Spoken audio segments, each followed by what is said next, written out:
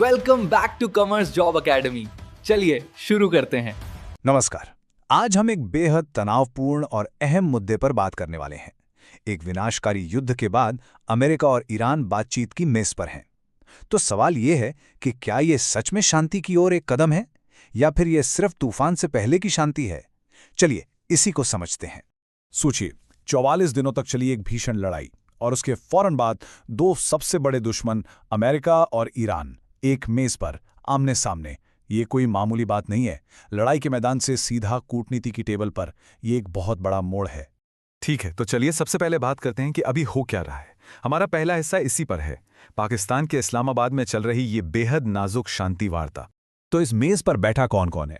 एक तरफ है अमेरिका, जिसकी कमान संभाल रहे हैं वाइस प्रेसिडेंट जेडी वैंस। दूसरी तरफ है ईरान, जिनका डेलीगेशन लीड कर रहे हैं पार्लियामेंट के स्पीकर गालिबफ और विदेश मंत्री अरागची। और इन दोनों को एक साथ लाने का मुश्किल काम कर रहा है मेजबान देश पाकिस्तान।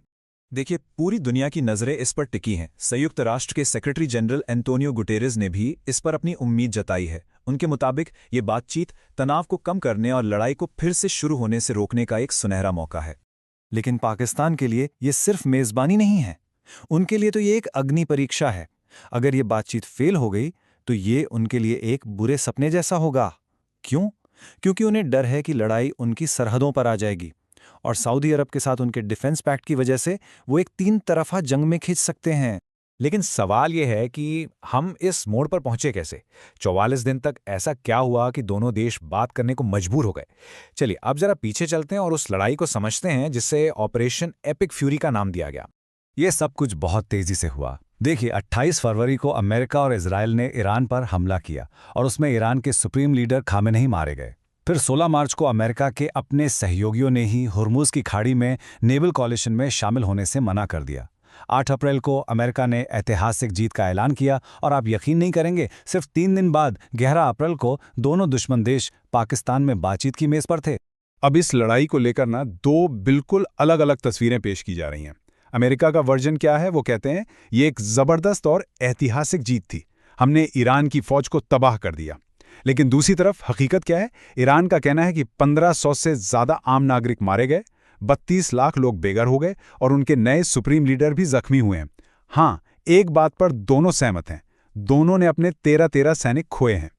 और अमेरिका के दावों की माने तो ये तबाही बहुत बड़े पैमाने पर हुई। आप इन आंकड़ों को देखिए। उनका कहना है कि ईरान की 90% नेवी डुबो दी गई, 95% समुद्री माइंस नष्ट कर दी गईं और ईरान की जो रेवोल्यूशनरी गार्ड्स की हमलावर नावें थीं उनमें से भी आधी डुबो दी गईं। मतलब एक तरह से ईरान की नौसैनिक ताकत को लगभग खत्म कर दिया गया। अमेरिकी एडमिनिस्ट्रेशन का कॉन्फिडेंस कितना हाई था, इसका अंदाजा आप उनके युद्ध सचिव पीट हेग्सेथ के इस बयान से लगा सकते हैं। उन्होंने साफ साफ कहा, आतंकवाद को स्पॉन्सर करने वाला दुनिया का सबसे बड़ा देश खुद की, अपने लोगों की या अपने इलाके की हिफाजत करने में पूरी तरह नाकाम साबित हुआ। ठीक है, तो ये तो हुई लड़ाई की बात, लेकिन इसका असर सिर्फ इन दो देशों तक ही सीमित नहीं रहा। अब हमारे तीसरे हिस्से में हम ये देखेंगे कि इस लड़ाई ने पूरी दुनिया को कैसे हिला के रख दिया। और इस पूरी कहानी के केंद्र में है एक जगह, स्ट्रेट ऑफ हॉर्मुज, यानी हॉर्मुज जलडमरू मध्य। अब ये है क्या? सोचिए, ये एक पतली सी समुद्री गली है जो फारस की खाड़ी के बड़े बड़े तेल उत्पादक देशों को पूरी दुनिया के बाजारों से जोड़ती है। ये ग्लोबल इकोनॉमी की आप कह सकते हैं एक नस है।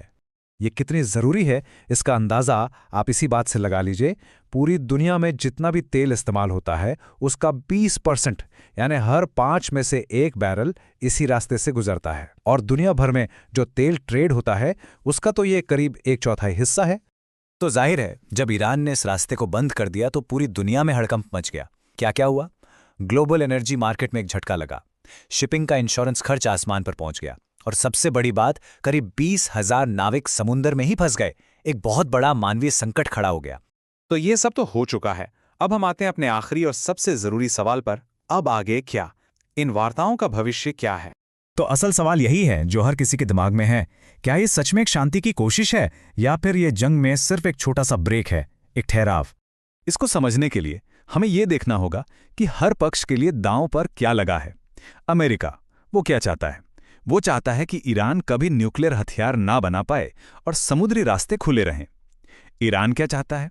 उसे पाबंदियों से राहत चाहिए, अपनी हुकूमत बचानी है और लड़ाई खत्म करनी है।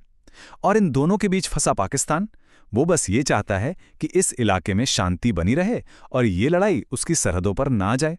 मामला और भी पेचीदा इसलिए हो जाता है क्योंकि अमेरिका की तरफ से ही मिले जुले सिग्नल आ रहे हैं।